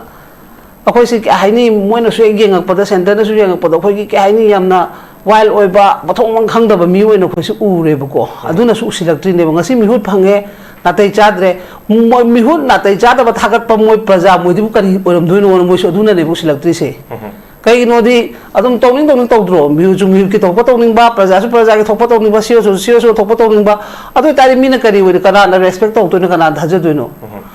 akhoi mihut puthoi ba mi du gi ikai ringai ni praja khoi na tro adu gi masu lai jare center na khangam du se asu mihut puthoi ba moi praja ro kyam hai singam du no da moi sio so na bu kyam ka no to du no hai ba moi da loi lai ni me singa ja ni moi di loi mak ti yengi ne ba adu na bu moi na sana ni mong da sana ba da adum yari sini da na khoi agenda am ta mana chami na bu to de aman amma mu hire kani aman amma mu hire kani aman amma mu hire kani adu ne ba tawrise adu gi poto ai na na agenda adu ri mano leba kan se de leba kan si hai ba gi poto pulap hai ro natro aman kaino harani sondan amma harani decision bo mi gi di seng ha separate ha separate adum le mi ne yes union territory bureau cha mana le mi ne makharom da ka thokhi ba kaino do sio so am thokhi bu da awan ong ka ngam me ba mi gi di akoi di infal ji da le mi ne ga kam lap na bu suna tab da du bo ngam na de ba aduna kana no si pido no sinida khoi gumba leader moi gumba leader ma thagar pe gi su usitare aduga khoi gi leiri ba sio so mayam gi khoi gi kholau gi su usitare aduna pu to usitaba ta bane ba aduna ne ngasi sanani mong to sanari ba ngasi phami ba khoi na ngasi yengo hai ba chief secretary hujik leiri ko moi mayam pia gi matam da hai gi ba governor masa leiri ase khoi dum question hang ba si gi sing na kamai to khre march ki noin hairam ba do akhoi hujik tong law bi no dung divert tak long to thopi ne ba moi di aduna tom taw ga lai akhoi na dum ile chatli ado akhoi ne stand su leite khoi di tawram ni tawram bom na dum hawni polaw bi na dum loisan ni ka do ru do no aduna kana na khoi reasonable oi amasi punjana ba yadri ba amadi amaga agenda manar tri bisi amasi kari karam policy silaga di akhoi je amato ina punjana ba ya ba mami u gani haibadi akhoi mi gi separate haibasi na mogi pillar oi laikre adu akhoi gi di CSO amaga su manada ba amagi agenda su manada ba amagi agenda su manada ba leadership kaki tana ba gi mong am so koi sigi koi कोई तंपाक की हेन बया द्रबा मीना सम square kilometre खरा higher का super करें का थान नेरी बसे कोई नेदी ओखो तो कोंजल सावी बट मसी दियाम थीना मई सुमबा ऑफर हमनी को हिंतो को याद राज मसी एजेंडा मानद्रिबा अमगा मग पुंजनबा याद्रि बसे औंदम पुंजनरगदी ngasi complete thoiba akoi gi maitai marak ta fong da koi lingje manadriba iram sagat matamda khana chaina bu thoibisi masi kamana tawragadi masi amtang gi agenda punjalaga na kari karama mong da khana ba taragadi unity or can have Makari, Shigi Matang, Maja, the same Habada, a coin fast, a coin of hunger, the first priority, Bahana Paisiki have a more understand to Bomoto. How do you acquire say, Kamana labor fibam no? A coin say, Kaiduri did Manadro, Manipur to be already haba. To guide a pagi polum doing out Tona, but do the Punalomina daba. Amana Sunak and the Hirani. Kaino mamu sona kanda mahai neba adu poto animak tu na punna hairaga di tum yadu neba stand du neba da ka oise sonda Manipur kai be aro have do kai be aro have agenda mana pi ga do su lok thok si chamana ro ko alwegi military crackdown to chamana ro poto mana be amana sona kanda sentence force go back sentence force hairani sonda na ma hairani alwegi sonda na civil war hairani sonda na ma hairani adumana sum chat lai reba adurege khoi na ngasi pi hiba 2000 me third tagi pisan hiba memorandum singse ngasi bauta agenda cha mana bam ta oira moiba ki tanjen khambra madam dugi situation dugi dum bela bibi ne ba duna karam memorandum karam ba ka no moina lo du decision du suluri ba nang su engka phamone mucha aina dum ngasi gi na hei ama mo pirage heyeng ama mo pirage hangchi gi ama mo pirage habi continue to de mi gi di me third ta hagi poto ngasi bo continue chathari ko chathadra akoi di Method tagi tholak pagi thodok tu tagi ngasi bauda akhoina piriba memorandum se sum yengoba demand sing se lomak chamana na chali brengoba amtang khoi hangalaga khoina pisan gi bodugi copy di lena ngan na osi copy di adugi duda adum phagala yeng se ba akhoida du sunate ba nga ki thoi ba thodok tu ge dum taw le re ba khoina stand up leba kai be roi surok tho habje adu dei na ngasi bo adum pi badi taw de ba ngala ka ma mulaw ni ngala ma mulaw akhoi agenda hong law le re ba adoi pisan ba su agenda hong pisan lai reba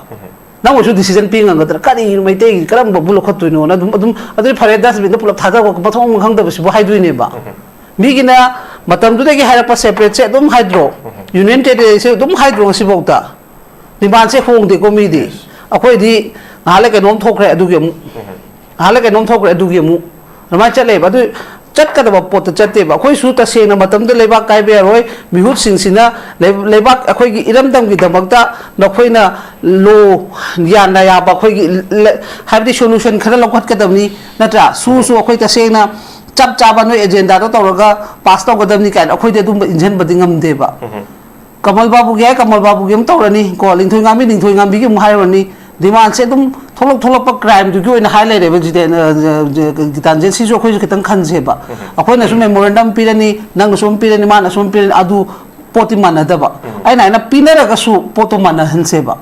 nang na pibasu ai na pibasu mana pibasu chak mana pi han se ba organization du di legislation ko su kai de any organization legislation no piba matam da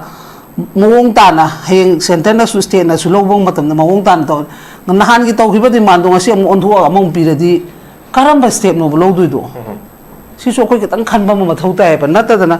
macha si moina su yam da khoi kai khoi di khang su khang de hei sui je de ko sum urak pa channel mem sigi tawrei ba mi gi mi yeng adu gi kitang khoi na pen da ba gi hai ba da ni ai ta seng na minu usita ba sidi phatte da na ko bitu miran cha na akhoi sumai na lehen ba sidi phatte akhoi wari da di history da di am phajaba ning thau gi macha machu adu hai ba ai di history ga putho ga ngam bai kai je jere ba lai di ba khoi fibam sida akhoi fibam sibu history ning thau macha machu gi life la ba sumai na hingi se akhoi na hingi ba life sibu ning thau macha machu gi life la ba khoi sim ba pan de ge changa ga nakal lam da tasal ga thamba mi mandro khoi lai ba punsi se aduna chumba se katang akhoi na su pisan ba matam da point to man han ba eni nang na pisela su man pisela su eni pisela su adu gumba khara system ma semningi mamada adugi pressure du da dum ban cha na ba hoi ngasi na mi ma taw khara su heng na ma taw ko su demand han ba adu minus system khara ko na semdu ga di phaga dran khali natta da na hong da na sum taw le ga di khoi lambi le roi ba khoi na logo da firep se fast ta khoi karam ba to hon si ge fast ki step to any amagi tholoksan amagi tholokton justice ti loi pam na ni to pa da bu karam ba na hana to ga tung ge mu madugumba justice amu laudana bagi lambi do madugumba mahana silo phayeba justice te khoi laure si phanam yame kaino madam du dei law pola do ngasi bok to dum laura leiri justice ti phangde ko aduna madugi poto justice se amu hanna laudana ba last oina handa ki tong law bigi justice de loshal na ba system ama se moura ga ko apun bagi demand manabi ba kano dum kano to tra su ko adugumba khara to honingi maramdi akhoi na tawri ba thari se aina ma thare nang na ma tharani mi su decision lo ba haibam su lei bani na matam du ngang na ki ba poto adum stand oina ngang ba nata da hang hak ki ama nong pai ama gi hong ba na ta ba ama nong pai ama gi hong ba na ta ba mi silai khuding ko na agenda hong le ra di ya roi ba mi silakera siloi gera ki tan je nei hai se agenda chap ma nei na dum tham lei sine ba akhoi di mi silaga agenda hongi madu honganing de thamgiba demand du di sarkar da ni na sarkar gi demand du di leader change to ba to da to ngam am tham gro ba leader change na to ngam bani tawgiba demand du di sarkar da ni sarkar da thamgiba demand do matam du 2030 gi pan gi ba sarkar do huju su pali ne ba ado ta di demand do same demand tham ga di tang su ko na reasonable oi dana ko ado mai na haining ma mana taga chari ma jamna mari chung wo phom ni ta liba demand si akhoi gi agenda manabi ba taraga di masuda akhoi lainga amada pisan matam da agenda je manada ba taraga di amagi solution porpang ngam jinga da nakana thamai ba agenda du amagi ju solution porpang ngam da ba ani subagi ju solution porpang ngam da ba adudi masana na thaira pa habsi masana ta bani adu cookie gi di hek hawudena ngasi fawuda makoi di separate haibasina makoi gi ahan ba amasu aroi boina makoi gi agenda aroi ba haiba tare makoi na taliba di manje phangdri gai adum tangki gani phana masiji da khana ba sauna ba thoga su makoi di agenda je amtang oiba agenda ni na mi di unity jam fajana oiri adu koi meitai gi di kai wat thogdom thoga ne agenda ma pisan ba ama thoga ne agenda am pisan ba nahan pi gi be agenda gi conclusion porok tringai da ngasi tholok pa gi agenda am pisan ba ani si gi agenda solution porok pa ngam tringai da ama tholok ma tamda ani mutu prap na thai gi ba masi ne oji koi meitai mar ta thoi bje du ai ani shojen koi gi ngasi si koi gi third May bleeding of Manipur for 3 years hai bagi matang jira khana bje ma aroi boina last round da ten tang nai mana koi gi masi hojik lai riba IDP sing koi ware yung na hanjan mangam da bagi chahi umo ngasi chapchana pha bagi tongan tongan wakhan makoi na phatha bangam da badagi thoring da ba thodok tholok pata raga di madu gi responsibility na kana logo do ribano aduga ngarang na trong logo de thokiba angang ani imaga aduga ahum amga puna mangala gi da bagi adugi thodok tu ju amo koi ngarang se leiron changro matung da adu ju amu kauthokraga dum tumin leiraga du ra khoi se aduga ngasi se loira kanda ngasi 3 May chahi ahum apung phare na ngasi di ningsingi adubu hayeng yobodagi di magi thabuk chana matam koi kauthokpa thui nungai ba thui aduga pukchen chawbu ju yam thui tungi future gi udana koi meitai gi ngobi haiba tare ma masi aroi boina masi ongtang punjana ji haiba taraga di kari karamba resolution pora kanda lairiba lup tongan tongan ba sia so bo isanu ima lup bo isanu madi youth singi bo isanu masi ongtang oina punjana ba taraga di hojik lairiba khoi da saiba tekchak mayam se masi kamaine resolution pora pong ngane haiba ima aroi boina ngasi gi lan tor pa chahi hum pong pha ba gi ngasi khana ba si ima last round on tekna thambiu mujhe dasengna pun bahasa se ko pun badi akoi na tasengna kanwa gumbam na hara su prajadi tum chachari ba prajadi tum chachari di any organization na hara pokudi mak education kudi mak ta praja se tum yauje ba yaudi ha bi yaroi ba aduna praja pulan ba ha sina mu leiri ba mai gi organization se mi bam sing duna mu pathong tar ine ba akoi na haidi moi pun daga so in haidu ngasagi mai demand du do sumano haido ngasi seng na habada kitan je na sembo organization na tholo sum prajadi tum tholo kane ba tholo da do nang na sembo organization na tholo su tholo kane ba ai na sembo tholo su tholo kane ba adu gi pot tu di dum lai je ba tawi ba akhoi de yam na problem ori se akhoi ohum se ne ba problem ori di akhoi ohum se gi pop akhoi ohum se ne ba mathau tar is important leader is akhoi ohum su udu na tro adu akhoi ohum se gi amu पोचे माना हनबा मथौ ताय बा अखोय हम दुना च माने one day one voice ओरे से नंग सु थोलो दोन साइड के सु सोलो के सोन साइड के नंग सु थोलो दोन साइड के हरगा अखोय हम दुना माना रगा लुचिंगा चलगा दी अखोय अखोय दे इनगा प्रजा दु लो इनरा कने बा ख्वारे मरु इसे लीडर दुने बा लीडर द पुन द बसने बा अदुना लीडर पुलन बा हबसे माइगी अदुने ngasa gi tan jine ego thadok pa अखोय gi लेरि बा पोचे कदिनो हाइबो खलगा ओय माइगी तुम चाना बा कोन लोय लेरंगनी को तो बो बु हुजि आइन हाजे प्रायोरिटी हाना कई द पिदोइनो हाबसे gi खलगा मसि तंगाई फदे को हाइबगी लीडर सिंग दुगी थमोय द चेन बा मथौ ताय बा अदुगा हाइरिबा पोत नंग नसु मणिपुर काइबे रसे लाउदी तुम लाउबा लाउरगा सु पोत से तसेंग दुम मफई खरदि दुम यावबा मणिपुर काइबे यारोइसदि अपुन मणिपुर की लेरिबा प्रजा मैंगी लोय ओइरे को अदुगा तवरेबा पोत सिदा खतंग सेंदा ना बाहाइद्रा कई हाइदुनो गितांजेन खरदि लेरिबा अदुना सु प्रजा सिंसिना सु माइगी हुजि हाइबो अदनि ngasi तवरिबा माइगी ऑर्गेनाइजेशन ने ना तुम तवरो गम तवनरेबा मैम से कोई अहुम से थाजदबैनेबा कोई हम थाजहनदबसे अखोई के सोइबसु खोइना सु खंगजगदनेबा आइसु सोइबा लेंगनी नंगसु सोइबा लेंगनी मासु लेंगनी अदो खोइना सेंदोकपा मथौतायबा मदु मतुमदुदा खोइसे ब्लक अदुम यानिंग खली अदुना ने इन कन्न अदुम हाइजरिदो अखोई सेंदोकपा अदुने ngसाई ममा म्याम अमत ओइबा मथौताय हाइदो ममा सिंदुना अमत ओइबा माना लेइबदुदि नंगी लेजबा ममादु दुम लेजरसु पोतुम मानहनबा नो माइ मचा दुदा नंगसु लेबा की तौरु सोन थादोरपा माइगी सु थादोरपा आइना सु थादोर अदुइ तारि अहुम दुर माना थाउनरोदि अदु माइ पाक्तोनि दना अदुना ममा दा आइना हेन बेस तौरगा हाइसे अदुना मचा ममा सिना सपोज आइवन नुबानी की हाइला नंगना तोंगा ममा हाइला अनि माना तोंगा ममा हाइला अनि ममा आइना सु खुमबे याइबा नुबानी की अमत की ओइन हाइरा लाओ आइने नुमि चानि फमोसु फंगे था अहुम फमोसु फंगे था मंगा फमोसु फंगे अदुगा नुबानी ने लेबाकी ने हाइबा लेबाक काइबदि यारो हरगा नोइने एजेंडा डिमांड तो कई तोंगालिनो अपुन बगी ओइना लाओ मधुम कान नोइबानी पुल्लगने लापा मतम द ममा आइसु थोरके हाइबगी ngambagi ममा दसु पवार मथौ तारे बुजिति नतदना अखोइसे सुम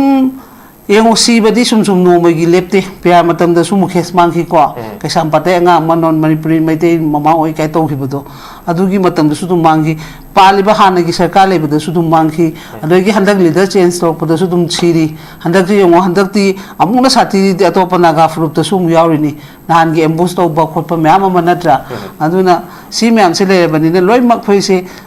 अमत ओइबगी पोचे वखल द चेंद्रगदी फना खोइना तौरसु मचा कें कानरो हाइदो थमोइ दे थोरपा मथौ तायबा ngasi aina chalaga pirambe awareness to हाबादनी युम योलोय काउखिनि बगि तानजेन थमोइ देगि ngasi ममाना थोरैसु थमोइ दे थोलकपने बा आई लीबा नो बखंदे खोइसु मतम दुगी हाबाने रोबिन वुड की मतांग खोइदुम यावरिनी अदु तो अदा तो अदुम हाइरक ऑर्गेनाइजेशन सिंगना खोइना लेकाय दे लेगा अदु देगि इमागी सिंगना कंगलागी मतांग तो खोइदुम यावरिनी होय एज ए वॉइस ति थोकते मतम दुदि दुम खोइ यावरिनी बा लोय म खुदि मग यावबा हंदकी सिना ममाना वॉइस सोलै दि तसेना नुवाइतबदेगी मतम दुदा सिगिबे चासिंदो सिफम थोक्तना मगी मथौसु नतबा सरकार अमा लेना सुगुम मैम से तौरगदी यारोय मसिदी आइदी तसेना हाबद मिहुत सिंसिगी खल्लगा मोय ngangjege थोलकपने बा मिहुत की खलकपदा मु अतै तै मैम अखोगी की हाइनी खोगी करी अभिमन्यु न चक्रव्यूह चंगा थोलक नमदी दुने ममा होजि तैसे हाबे सुम चंगा को ꯑꯍꯣꯕꯁꯤ ꯇꯥꯟꯖꯦꯟ ꯌꯥꯝ ꯂꯩꯔꯝꯃꯦꯕ ꯈꯜꯂꯤ ꯑꯩꯅ ꯍꯥꯟꯅ ꯎꯕꯗꯤ ꯒꯣꯔꯃꯦꯟ ꯈꯛꯀꯤ ꯎꯔꯝꯃꯒ ꯃꯗꯨ ꯃꯌꯥꯝꯗꯨ ꯈꯜꯂꯛꯄꯅꯦꯕ ꯁꯨꯝ ꯆꯪꯁꯜꯂꯒ ꯁ꯭ꯇꯦꯞꯁꯦ ꯌꯥꯝꯅ ꯀꯩꯅꯣ ꯇꯧꯋꯦ ꯑꯗꯣ ꯑꯩꯗꯤ ꯇꯧꯍꯟꯅꯤꯡꯗꯦ ꯍꯧꯖꯤꯛ ꯑꯩꯈꯣꯏꯅ ꯂꯩꯕꯥꯛꯁꯦ ꯇꯁꯦꯡꯅ ꯇꯧꯔꯛꯏꯕ ꯅꯤꯇꯤ ꯆꯥꯔ ꯍꯧꯖꯤꯛ ꯃꯦꯝꯆꯥꯛꯒꯤ ꯑꯥꯗ ꯃꯥꯒꯤ ꯀꯥꯡꯄꯣꯛꯄꯤꯗ ꯃꯥꯒꯤ ꯀꯩꯅꯣ ꯍꯥꯡꯒꯗꯥꯏ ꯃꯥ ꯑꯣꯐꯤꯁꯀꯤ ꯇꯧꯈ꯭ꯔꯕꯅꯦ ꯑꯗꯨꯗꯤ ꯌꯦꯡꯉꯣ ꯁꯨꯝ ꯈꯜꯂꯣꯕ ꯑꯩꯈꯣꯏ ꯋꯥꯈꯜ ꯈꯟꯕ ꯃꯇꯝꯅꯦꯕ ꯍꯧꯖꯤꯛ ꯅꯣꯡꯃꯩ ꯀꯥꯞꯄꯛꯇꯦ ꯍꯥꯏꯔꯒꯁꯨ ꯇꯧꯔꯛꯏꯕ ꯑꯣꯟ ꯒ꯭ꯔꯥꯎꯟ ꯁꯤꯆꯨꯋꯦꯁꯟꯁꯦ ꯁꯤꯒꯤ ꯄꯣꯠꯁꯤꯅꯦꯕ ꯑꯩꯈꯣꯏꯅ ꯈꯟꯒꯗꯕꯗꯤ ꯈꯥꯂꯤ ꯅꯣꯡꯃꯩ ꯀꯥꯞꯄꯒ ꯅꯣꯡꯃꯩ ꯃꯐꯝꯒꯤ ꯗꯤꯐꯦꯟꯁ ꯇꯧꯔꯨꯕꯗꯨ ꯅꯠꯇꯦꯕ ꯍꯧꯖꯤꯛ ꯃꯣꯏꯅ ꯁꯥꯟꯅꯔꯛꯏꯕ ꯃꯌꯥꯝꯁꯦ ꯑꯩꯈꯣꯏꯅ ꯁꯤꯁꯤꯗ ꯅꯪꯒꯤ ꯆꯥꯎꯕꯩ ꯑꯗꯨꯝ ꯂꯩꯖꯅꯤ ꯃꯥꯁꯨ ꯃꯥ ꯆꯥꯎꯕ ꯑꯩꯁꯨ ꯑꯩ ꯆꯥꯎꯕꯩ ꯂꯩꯖꯅꯤ ꯍꯥꯏꯔꯒꯗꯤ ꯑꯩꯈꯣꯏ ꯌꯥꯔꯣꯏꯕ ꯍꯧꯖꯤꯛꯁꯦ ꯑꯩꯈꯣꯏ ꯌꯦꯡꯉꯨ ꯍꯥꯏꯕ ꯋꯥꯗꯅꯤ ꯅꯍꯥꯟꯒꯤꯗꯣ ꯁꯤꯒꯤ ꯖꯁꯇꯤꯁꯅ ꯇꯧꯔꯒꯗꯤ ꯍꯌꯦꯡ ꯑꯩꯅ ꯍꯥꯏꯕꯗꯣ ꯍꯟꯖꯤꯟ ꯍꯟꯖꯤꯟ ꯑꯇꯣꯞꯄ ꯃꯐꯝꯗꯁꯨ ꯇꯧꯔꯣꯏ ꯍꯥꯏꯕ ꯂꯩꯇꯦ ꯍꯥꯏꯗꯣ ꯅꯍꯥꯟꯒꯤꯕꯨ ꯇꯣꯡꯂꯥꯎꯕꯤꯒꯤ ꯊꯧꯗꯣꯛꯇꯣ ꯅꯠꯇ꯭ꯔꯥ CRPFꯅ ꯇꯧꯔꯤꯕ ꯄꯣꯠꯇꯣ ꯃꯥꯅ ꯚꯥꯏꯂꯦꯟꯁ ꯑꯃ ꯀꯟꯇ꯭ꯔꯣꯜ ꯇꯧꯕꯗ ꯑꯗꯨꯒꯤ ꯅꯤꯌꯣꯝꯗꯨ ꯌꯥꯕ ꯅꯠꯇꯦ ꯃꯣꯏꯒꯤ ꯂꯣꯗꯁꯨ ꯃꯣꯏꯒꯤ ꯔꯨꯜꯁꯇꯁꯨ ꯑꯗꯨꯝꯕ ꯍꯦꯟꯖꯜꯂꯛꯄꯒꯤ ꯄꯣꯠ ꯑꯃꯗꯤ ꯌꯥꯎꯔꯛꯏꯗꯅ ꯊꯥꯏꯅ ꯃꯦꯊꯠꯇꯨꯅ ꯍꯥꯏꯅ ꯃꯥꯏꯀꯩ ꯆꯠꯂꯒ ꯑꯩꯈꯣꯏꯅ ꯉꯥꯛꯊꯣꯛꯆꯕꯅ ꯇꯧꯔꯒ ꯑꯗꯨꯃꯥꯏꯅ ꯇꯧꯔꯝꯕꯅꯤ ꯍꯧꯖꯤꯛꯇꯤ ꯂꯣꯏ ꯆꯪꯁꯜꯂꯒꯅꯦꯕ ꯇꯧꯔꯤꯁꯦ ꯑꯗꯣ ꯑꯩꯈꯣꯏꯒꯤ CMꯅꯁꯨ ꯑꯗꯨꯝ ꯂꯥꯎꯊꯣꯛꯈꯤ ꯑꯩꯈꯣꯏꯅ CM ꯑꯩꯈꯣꯏ ꯍꯟꯗꯛꯀꯤ ꯑꯅꯧꯕ ꯂꯤꯗꯔꯅ ꯂꯥꯎꯊꯣꯛꯈ꯭ꯔꯗꯥꯏꯅꯦ ꯑꯩꯈꯣꯏ ꯀꯩꯅꯣꯅ ꯆꯪꯉꯛꯄ ꯃꯇꯝꯗ ꯀꯨꯀꯤꯅ ꯆꯪꯉꯛꯄꯗ ꯁꯔꯀꯥꯔꯅ ꯑꯗꯨꯝ ꯀꯩꯅꯣ ꯄ꯭ꯔꯣꯇꯦꯛꯁꯟ ꯇꯧꯅꯤ ꯑꯗꯨꯝ ꯆꯪꯉꯛꯑꯣ ꯍꯥꯏꯔꯤ ꯅꯠꯇ꯭ꯔꯥ ꯑꯗꯨꯅ ꯑꯩꯈꯣꯏꯅ ꯍꯧꯖꯤꯛ ꯊꯣꯛꯀꯦ ꯍꯥꯏꯕꯗꯗꯤ ꯍꯥꯏꯕ ꯋꯥꯅꯤ ꯀꯪꯂꯥ ꯇꯣꯝꯕꯤꯗ ꯑꯗꯨꯝ ꯌꯥꯗꯦꯒꯤ ꯇꯥꯟꯖꯦꯟ ꯑꯩ ꯌꯦꯡꯉꯨꯔꯦ ꯇ꯭ꯔꯥꯏ ꯅꯍꯥꯟꯁꯨ ꯑꯩ ꯃꯦꯗꯤꯌꯥꯗꯒ ꯍꯥꯏꯖꯗ꯭ꯔꯕꯅꯤ ꯑꯗ ꯑꯩꯅ ꯑꯗꯨꯝ ꯃꯣꯏ ꯑꯗꯨꯝ ꯌꯥꯔꯛꯇꯦ ꯃꯣꯏꯗ ꯆꯦ ꯂꯩꯇꯦ ꯍꯥꯏ ꯑꯗꯨꯅ ꯁꯤ ꯁꯨꯃꯥꯏꯅ ꯂꯩꯔꯤꯕ ꯄꯨꯟꯁꯤꯅꯤ ꯑꯗꯨꯅ ꯁꯨꯝꯕ ꯃꯣꯏꯒꯤ ꯂꯩꯔꯤꯕ ꯃꯌꯥꯝꯁꯤꯅ ꯄꯨꯡꯉꯥꯡꯗ ꯉꯥꯡꯕꯗ ꯆꯠꯂꯔꯣꯏꯁꯤ ꯑꯩꯈꯣꯏ ꯂꯩꯃꯤꯟꯅꯔꯤꯕ ꯑꯩꯈꯣꯏ ꯃꯤꯍꯨꯠꯁꯦ ꯇꯣꯛꯊꯣꯛꯈ꯭ꯔꯒ ꯂꯩꯔꯤꯕ ꯑꯩꯈꯣꯏꯁꯤꯡꯁꯤꯅ ꯊꯃꯣꯏ ꯁꯦꯡꯅ ꯒꯤꯇꯥꯟꯖꯦꯟꯁꯨ ꯊꯃꯣꯏ ꯁꯦꯡꯕ ꯅꯪꯁꯨ ꯊꯃꯣꯏ ꯁꯦꯡꯕ ꯑꯩꯁꯨ ꯊꯃꯣꯏ ꯁꯦꯡꯕ ꯑꯍꯨꯝꯁꯤꯅ ꯊꯃꯣꯏ ꯁꯦꯡꯕ ꯃꯇꯝꯗ ꯋꯥꯟ ꯋꯦ ꯋꯥꯟ ꯚꯣꯏꯁꯇꯣ ꯑꯣꯏꯔꯛꯀꯅꯦꯕ ꯃꯗꯨꯒꯤ ꯃꯇꯝꯗꯨꯗ ꯑꯩꯈꯣꯏ ꯑꯃꯠꯇ ꯑꯣꯏꯅ ꯇꯥꯁꯟꯕ ꯌꯥꯒꯅꯤ ꯑꯗꯨꯒ ꯃꯃꯥꯁꯤꯡꯁꯨ ꯑꯩꯅ ꯍꯥꯏꯖꯔꯤꯁꯦ ꯑꯗꯨꯒꯨꯝꯕꯒꯤ ꯄꯣꯠ ꯑꯃ ꯍꯥꯏꯕ ꯑꯃꯁꯨ ꯃꯊꯧ ꯇꯥꯔꯦ ꯅꯠꯇꯗꯅ ꯁꯣꯝ ꯅꯥꯀꯟꯗ MLAꯅ ꯀꯧꯕ ꯃꯤꯇꯤꯡꯁꯨ ꯆꯠ ꯑꯗꯩ ꯑꯣꯔꯒꯅꯥꯏꯖꯦꯁꯟ ꯑꯃꯅ ꯀꯧꯕ ꯁꯨꯝ ꯆꯠ ꯑꯩꯅ ꯀꯧꯕ ꯁꯨꯝ ꯆꯠ ꯒꯤꯇꯥꯟꯖꯦꯟ ꯀꯧ ꯁꯨꯃꯥꯏꯅ ꯁꯨꯝ ꯎꯔꯨ ꯂꯩꯔꯦꯕ ꯑꯩꯈꯣꯏꯁꯦ ꯍꯦꯟꯒꯠꯄꯒꯤ ꯄꯣꯠ ꯂꯩꯇ꯭ꯔꯦꯕ ꯍꯦꯟꯒꯠꯄ ꯍꯥꯏꯕꯗꯤ ꯑꯩꯈꯣꯏꯒꯤ ꯁꯤꯒꯤ ꯃꯅꯨꯡꯗ ꯑꯗꯨꯝ ꯔꯥꯎꯟ ꯇꯧ ꯂꯩꯔꯦꯕ ꯑꯩꯈꯣꯏꯁꯦ ꯔꯤꯡ ꯇꯥꯏꯞꯀꯤꯗ ꯑꯗꯨꯝ ꯁꯤꯗ ꯂꯩꯔꯦꯕ ꯍꯦꯟꯗꯣꯛꯅ ꯊꯕꯛꯁꯦ ꯑꯩꯈꯣꯏ ꯄꯥꯡꯊꯣꯛꯄ ꯉꯝꯗ꯭ꯔꯦꯕ ꯍꯧꯖꯤꯛ ꯑꯃꯨꯛ ꯃꯦꯗꯤꯌꯥ ꯐꯪꯉꯦ ꯍꯥꯏꯕ ꯋꯥꯗꯅꯤ ꯃꯦꯗꯤꯌꯥꯗ ꯑꯩꯈꯣꯏ ꯀꯩꯅꯣ ꯂꯩꯕꯥꯛꯀꯤ ꯀꯩꯒꯤ ꯅꯥꯇꯩ ꯀꯩꯅꯣ ꯇꯧꯗꯕ ꯍꯥꯞꯄ ꯌꯥꯔꯣꯏ ꯍꯥꯏꯕꯁꯨ ꯌꯥꯎꯈ꯭ꯔꯕꯅꯤ ꯍꯥꯟꯅ ꯑꯣꯔꯗꯔ ꯊꯣꯛꯈ꯭ꯔꯗꯥꯏꯅꯦ ꯒꯣꯔꯃꯦꯟꯅ ꯑꯗꯨꯅ ꯍꯧꯖꯤꯛꯇꯤ ꯑꯩꯈꯣꯏꯗꯤ ꯌꯦꯡꯉꯨ ꯑꯗꯨꯐꯥꯎ ꯊꯤꯡꯒꯠꯂꯛꯑꯕꯅꯤ ꯌꯦꯡꯉꯨ ꯚꯣꯏꯁꯁꯦ ꯁꯨꯝ ꯅꯝꯊꯔꯛꯏꯅꯦꯕ ꯕ꯭ꯔꯤꯇꯤꯁꯅ ꯆꯠꯂꯝꯕ ꯔꯨꯜꯁꯇꯣ ꯑꯗꯨ ꯁꯥꯁꯟꯗꯣ ꯑꯩꯈꯣꯏꯗ ꯐꯖꯅ ꯍꯧꯖꯤꯛ ꯆꯠꯊꯔꯛꯑꯦꯕ ꯑꯩꯈꯣꯏ ꯗꯦꯃꯣꯀ꯭ꯔꯦꯁꯤꯅꯤ ꯍꯥꯏꯁꯨ ꯑꯩꯈꯣꯏ ꯗꯦꯃꯣꯀ꯭ꯔꯦꯁꯤ ꯂꯩꯇꯦꯕ ꯍꯛ ꯐꯟꯗꯥꯃꯦꯟꯇꯦꯜ ꯔꯥꯏꯠ ꯀꯥꯏ ꯂꯩꯒꯦ ꯍꯥꯏꯋꯦ ꯑꯩꯈꯣꯏ ꯍꯛꯄꯨ ꯀꯗꯥꯏꯅꯣꯕ ꯁꯤꯗꯩꯁꯤꯗ ꯏꯁꯥꯒꯤ ꯍꯛ ꯂꯩꯇ꯭ꯔꯕ ꯏꯁꯩꯁꯤꯗꯩꯁꯤꯗ ꯑꯃꯨꯛ ꯑꯩꯈꯣꯏꯅ ꯂꯤꯗꯔꯅꯦꯅ ꯊꯣꯛꯂꯒ ꯑꯗꯨꯃꯥꯏꯅ ꯑꯃꯨꯛ ꯉꯥꯏꯍꯥꯛꯀꯤ ꯑꯩꯈꯣꯏꯒꯤ ꯁꯥꯟꯅꯕꯗꯨꯗꯤ ꯐꯠꯇꯦ ꯑꯩꯅ ꯍꯥꯏꯁꯦ ꯄ꯭ꯔꯖꯥ ꯌꯨꯁ ꯑꯦꯟ ꯊ꯭ꯔꯣꯟ ꯇꯧꯕꯤꯒꯅꯨ ꯄ꯭ꯔꯖꯥꯁꯤꯡꯁꯦ ꯌꯥꯝꯅ ꯆꯝꯖꯕ ꯉꯥꯛꯇꯅꯤ ꯑꯗꯨꯅ ꯑꯩꯅ ꯍꯥꯏꯁꯦ ꯂꯩꯔꯤꯕ ꯑꯩꯈꯣꯏꯒꯤ ꯍꯧꯖꯤꯛꯁꯨ ꯑꯃꯨꯛ ꯚꯣꯠ ꯃꯇꯝꯗ ꯑꯃꯨꯛ ꯁꯥꯟꯅꯕꯤꯔꯛꯑꯅꯤ ꯃꯌꯥꯝꯁꯤꯅ ꯑꯗꯨ ꯅꯨꯡꯉꯥꯏꯇ꯭ꯔꯦꯕ ꯇꯁꯦꯡꯅ ꯑꯩꯗꯤ ꯁꯤꯒꯤ ꯐꯤꯕꯝꯁꯤꯗ ꯑꯩꯈꯣꯏꯅꯀꯣ ꯈꯪꯗꯦ ꯂꯤꯗꯔꯁꯦ ꯂꯤꯗꯔꯅ ꯂꯤꯗꯔ ꯑꯣꯏꯕꯒꯤ ꯊꯧꯗꯥꯡ ꯇꯧꯗ꯭ꯔꯤꯉꯩꯗꯤ ꯑꯩꯈꯣꯏꯗ ꯑꯗꯨꯝ ꯈꯔ ꯋꯥꯈꯤꯅꯤ ꯍꯥꯏꯕꯁꯦ ꯑꯗꯨꯃꯥꯏꯅ ꯍꯥꯏꯖꯔꯒꯦ ꯊꯥꯒꯠꯆꯔꯤ ꯌꯥꯝꯅ ꯃꯔꯤꯛ ꯆꯨꯝꯕ ꯋꯥꯐꯝꯅꯤ ꯏꯃꯥꯅ ꯊꯝꯕꯤꯔꯤꯁꯦ ꯂꯤꯗꯔ ꯑꯃ ꯑꯣꯏꯔꯒꯗꯤ ꯂꯤꯗꯔ ꯑꯃꯒꯤ ꯑꯣꯏꯕ ꯊꯕꯛꯁꯦ ꯆꯞ ꯆꯥꯅ ꯇꯧꯗ꯭ꯔꯒꯗꯤ ꯃꯈꯥ ꯇꯥꯕꯁꯨ ꯁꯨꯝ ꯋꯥꯈꯤꯒꯅꯤ ꯍꯥꯏꯕꯗꯨꯅꯤ ꯏꯃꯥꯅ ꯑꯔꯣꯏꯕ ꯊꯝꯕꯤꯔꯤꯁꯦ ꯑꯗꯨꯒ ꯑꯩ ꯃꯣꯏꯅ ꯊꯣꯛꯄꯗꯗꯤ ꯁꯔꯀꯥꯔꯒꯤ ꯁꯥꯏꯠꯇ ꯆꯍꯤ 3 ꯂꯩꯔ ꯄꯤꯅꯤ ꯍꯥꯏꯗꯥꯏꯅꯦ ꯁꯥꯔꯇꯤꯐꯤꯀꯦꯠꯇꯣ ꯑꯗꯨ ꯁꯥꯔꯇꯤꯐꯤꯀꯦꯠ ꯀꯩꯒꯨꯝꯕ ꯄꯤ ꯇꯥꯔꯒꯗꯤ ꯃꯣꯏ ꯅꯍꯥꯟ ꯄ꯭ꯔꯦꯁ ꯃꯤꯠ ꯑꯃ ꯇꯧꯗꯥꯏꯅꯦ ꯑꯗꯣ ꯑꯩꯒꯤ ꯏꯃꯥꯟꯅꯕꯤ ꯑꯃꯁꯨ ꯌꯥꯎꯋꯦ ꯕꯁꯟꯇꯤ ꯀꯧꯋꯦ ꯃꯥ ꯅꯍꯥꯟ ꯑꯩꯉꯣꯟꯗ ꯀꯩꯁꯥꯝꯄꯥꯠ ꯊꯦꯡꯅꯕꯗ ꯍꯥꯏ ꯁꯨꯗꯥ ꯑꯩꯁꯦ ꯆꯟꯗꯣꯟ ꯑꯃꯨꯕ ꯊꯤꯟꯗꯣꯏꯔꯥ ꯑꯉꯧꯕ ꯊꯤꯟꯗꯣꯏꯔꯥ ꯈꯪꯗꯦ ꯍꯥꯏ ꯃꯆꯥ ꯑꯗ ꯑꯩꯁꯨ ꯀꯩꯗꯤ ꯈꯨꯝꯃꯨꯅꯦ ꯑꯩꯅ ꯍꯥꯏꯁꯦ ꯑꯗꯨꯅ ꯁꯨꯝꯕ ꯃꯌꯥꯝ ꯑꯃ ꯂꯩꯔꯤ ꯍꯥꯏꯕ ꯋꯥꯅꯤꯗ ꯑꯗꯨꯅ ꯁꯤꯁꯤꯗ ꯑꯩꯈꯣꯏꯅ ꯑꯩꯒꯤ ꯃꯤꯒꯤ ꯃꯥꯏꯒꯤ ꯅꯥꯏꯔꯒ ꯁꯨꯝ ꯂꯩꯕꯁꯦ ꯐꯠꯇꯦ ꯍꯥꯏꯕ ꯋꯥꯅꯤꯗ ꯊꯣꯛꯇꯕ ꯃꯤꯗꯗꯤ ꯈꯪꯗꯕ ꯋꯥꯅꯤ ꯊꯣꯛꯄ ꯃꯤꯗꯗꯤ ꯃꯌꯥꯝ ꯑꯃ ꯀꯣ ꯅꯨꯡꯉꯥꯏꯇꯕ ꯂꯩꯕꯅꯤꯅ ꯑꯗꯨꯁꯨ ꯑꯩꯈꯣꯏꯗꯁꯨ ꯊꯣꯛꯂꯣꯏ ꯍꯥꯏꯕ ꯂꯩꯇꯕꯅꯤꯅ ꯑꯃꯠꯇ ꯑꯣꯏꯅ ꯍꯣꯠꯅꯃꯤꯟꯅꯕꯗ ꯀꯩ ꯀꯥꯏꯒꯦ ꯍꯥꯏꯕ ꯄꯣꯠꯇꯣ ꯑꯩ ꯏꯃꯨꯡꯗ ꯊꯣꯛꯇ꯭ꯔꯒꯁꯨ ꯑꯩ ꯏꯁꯥꯃꯛ ꯊꯣꯛꯑꯒ ꯁꯔꯨꯛ ꯌꯥꯃꯤꯟꯅꯁꯤ ꯑꯋꯥꯕꯗ ꯍꯥꯏꯕꯗꯨꯅꯤ ꯊꯥꯒꯠꯆꯔꯤ